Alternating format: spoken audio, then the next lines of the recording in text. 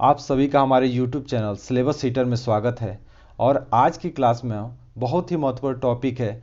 UP PCS या फिर किसी भी स्टेट पीसीएस का आप एग्ज़ाम देने जा रहे हैं या फिर यूपीएससी का एग्ज़ाम हो, उन सभी एग्ज़ामों के लिए बहुत महत्वपूर्ण टॉपिक है। वो है ओशियन करेंट्स, यानी कि जो समुद्री धाराएं होती हैं वो कौन सा पैटर्न फॉलो करती हैं और उसके उसके चलने से आखिर अर्थ पे क्या प्रभाव पड़ता है। तो देखिए, पहले तो जो समुद्री धाराएं होती हैं वो पूरा जो अपना प्लेनेट अर्थ है उसका टेम्परेचर मेंटेन करने में उसका बहुत बड़ा योगदान है। सबसे प्राइमरी तो यही होता है कि टेम्परेचर सभी जो पृथ्वी के तमाम जितने भी क्षेत्र हैं, चाहे वो समुद्री हो स्थल हो, उसके माध्यम से समुद्र के माध्यम से वो टेम्परेचर मेंटेन करने में मददगार होती हैं। अब देखते हैं कि आखिर ये समुद्री धाराएं किस तरीके से गर्म कैसे हो जाती हैं, फिर ये इक्वेटर से दूर जाती हैं, इक्वेटर के पास आती हैं। तो आप एक छोटा सा एग्जांपल हम ले लेते हैं। आप देखे होंगे जब हम कोई भी चीज़ गर्म करते हैं, जैसे किसी बर्तन में पार्टिकुलर आप ले लीजिए, आप जब उसको गर्म करते हैं तो आप देखते हैं कि क्या होता है कि जब आप गर्म कर रहे हैं, सपोज कीजिए आपने एक केतली ले लिया, अब इसमें आप जब गर्म कर रहे हैं तो क्या होता है कि जो केतली के सरफेस पे यहाँ पे रहता है वो सबसे पहले हीट होगा। आप ये भी जानते हैं अच्छे से, फिजिक्स का ये कॉन्सेप्ट है कि जब किसी भी चीज़ को हम गर्म करते हैं, सपोज कीजिए लिक्विड लिए इस केस में, तो जब हम लिक्विड को गर्म करेंगे तो क्या होगा, इसका डेंसिटी कम होगा। जब इसका डेंसिटी कम होगा तो ये ऊपर की तरफ चला जाता है।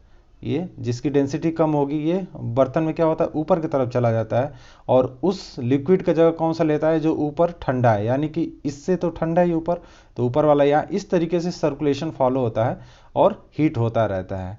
तो इस तरीके से पूरा पानी गर्म हो जाता है। सेम कॉन्सेप्ट जो है इसमें लगता है। तो इसमें तो अब इतना बड़ा तो है नहीं कि केतली में पानी गर्म हो रहा हो।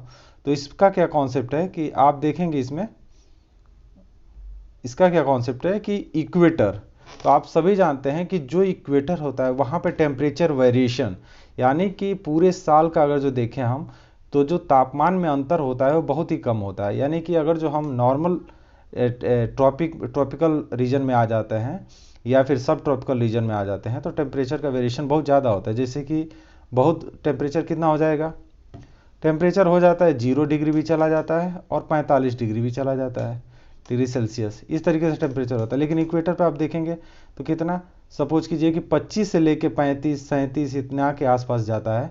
तो यानी कि टेम्परेचर डिफरेंस बहुत कम रहता है इक्वेटर पे, और ये सालों साल बना रहता है।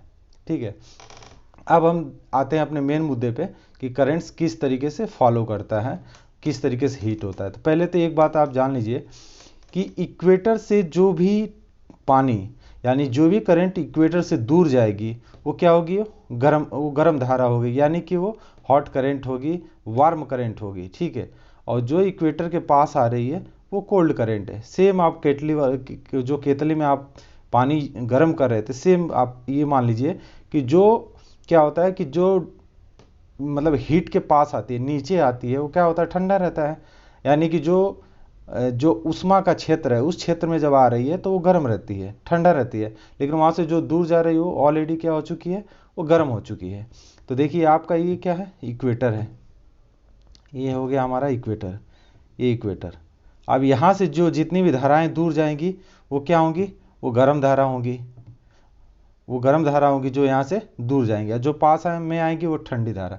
तो हमने क्या किया है, इसको डिवाइड कर दिया कि ताकि इसको समझने में दिक्कत ना हो। तो जो वार्म करंट है उसको मैं ग्रीन कलर से बनाया हूँ, ऐसे एरो बनाया हूँ, और जो कोल्ड करंट है उसको मैंने क्या किया है, उसको लाल से कर दिया, रेड से कर दिया, ताकि समझने में आसानी हो। तो पहले हम देख लेते हैं कि कोल्ड करंट कौन सी है और वार्म करंट कौन सी है। तो कोल्ड करंट अभी हमने बता दिया कि उसको मैंने रेड से बनाया है। तो आइए कोल्ड करंट देख लेते हैं कौन कौन सी है। बहुत ही आसान क्वेश्चन यहाँ से आता है, लेकिन आप कम से कम इस वीडियो को 1-2 बार देख लीजिए, और आपके पास मैप है तो मैप में एक बार जरूर ड्रा कर लीजिए, जिससे आपको ये चीज़ अच्छे से याद हो सके। तो कोल्ड करंट कौन सी है, फिर देखिए पहले तो ये है, ये हम्बल बोल्ट, हम बोल्ट इसको बोलते हैं, हम बोल्ट करंट या पेरुवियन करंट बोलते हैं। ठीक है, ये कहाँ पे है, तो ये पड़ जाता है आपका पेरू के किनारे, पेरू के साइड में है ये। ठीक है, ये आपका कौन सा है, ये आपका साउथ अमेरिका है, साउथ अमेरिका। ठीक है, तो इस साइड में कौन सा है, हम बोल्ट करंट या फिर पेरू करंट। ये कैसा है? कोल्ड करंट है। देखिए इक्वेटर के पास आ रहा है तो कोल्ड करंट है। फिर देखिए ऊपर से जो आ रही है कैलिफोर्नियन करंट, ये भी कैसी है? कोल्ड करंट है। अब देखिए फॉकलैंड करंट, ये किधर जा रहा है? इक्वेटर की तरफ, इस साइड से जा रहा है, तो ये भी कोल्ड करंट हो जाएगा। ठीक है, अब आगे देख लेते हैं। इधर से लेब्राडोर करंट आ रही है, ये कनाडा साइड से। ठीक है, इधर बफिन बे है, इधर से आ रही है, तो ये कौन सी हो गई? कोल्ड करंट हो गई। फिर ये एक इस साइड से आ रही है, ये ग्रीनलैंड वाली करंट, ये भी कोल्ड करंट है, ये भी इधर की तरफ आएगी। ठीक है, तो कोल्ड करंट हो गई। अब दूसरी देख लेते हैं, ये है वेनेजुएला करंट है, वेनेजुएला भी बोलते हैं इसको, वेनेजुएला करंट है। ये भी कैसी है? कोल्ड करंट है, ये भी इक्वेटर के पास जा रही है।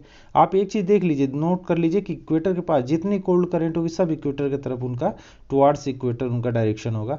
अब देखिए ये आ रही है कैनरी करंट, ये भी कोल्ड है। तो ये कितने हो गए इधर? 1 2 3 4 5 6 6 7 हो गए इधर। अब इधर देख लेते हैं, इधर कौन सी है? तो एक तो ये हो गई आपके ओयाशियो करंट। ओयाशियो देख लीजिए इधर से आ रही है जापान के साइड से, तो ये ऊपर से आ रही है इक्वेटर की तरफ, तो ये कोल्ड करंट हो गई। और यहाँ से एक दूर जा रही है, उसको अभी देख लेंगे, ये वार्म करंट है, यानी कि नीचे साइड से, देखिए जापान के नीचे साइड से ऊपर की तरफ जा रही है ये वाली, तो ये हो गई आपकी वार्म करंट। ठीक है, तो इस तरीके से हमने कोल्ड करंट देख लिया, सभी जितने भी कोल्ड करंट है। अब देखेंगे वार्म करंट। तो वार्म को हमने ग्रीन से बना रखा है, तो आइए एक एक करके वार्म को देख लेते हैं। तो वार्म कौन सा है? पहले तो देखिए ये है एक वार्म करंट, ब्राजीलियन करंट। कैसा है? ये वार्म करंट है, ब्राजीलियन करंट। अब देखिए वार्म करंट जो होगा इक्वेटर से दूर जाता हुआ होगा, तो वार्म करंट होगा, ये हो गया। फिर दूसरा देखेंगे तो गल्फ स्ट्रीम है, ये मेक्सिको की खाड़ी है, यहाँ से ऊपर की तरफ जा रहा है, ये गर्म मतलब ये क्या है? गर्म धारा है, गर्म करंट है, वार्म करंट है। नॉर्थ अटलांटिक की उस पकड़े हुए नार्वियन एक है ऊपर, वो भी गर्म है, नॉर्वे के ऊपर से जाती हुई। ठीक है, ये भी गर्म करंट है, ये चला जाएगा ऊपर आर्कटिक रीजन में। अब देखते हैं अगुलास कैसा है?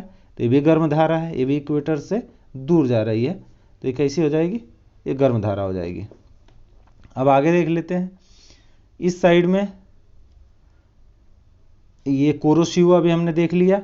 अब इधर देखिए एक गर्म धारा इधर है, इसको बोलते हैं ईस्ट ऑस्ट्रेलियन करंट, ये भी गर्म धारा, ये भी इक्वेटर से दूर जा रही है। अच्छा एक चीज़ है, आप यहाँ पे एक पैटर्न देख रहे होंगे जहाँ से क्वेश्चन जरूर पूछा जाता है, अक्सर ही पूछा जाता है कि इक्वेटर के ऊपर यानी कि जो नॉर्दर्न हेमिस्फेयर है उसमें जो करंट्स होती है ओशियन करंट्स, उनका डायरेक्शन किस डायरेक्शन में रोटेट करता है? तो आप देख रहे हैं यहाँ से क्लॉकवाइज डायरेक्शन में।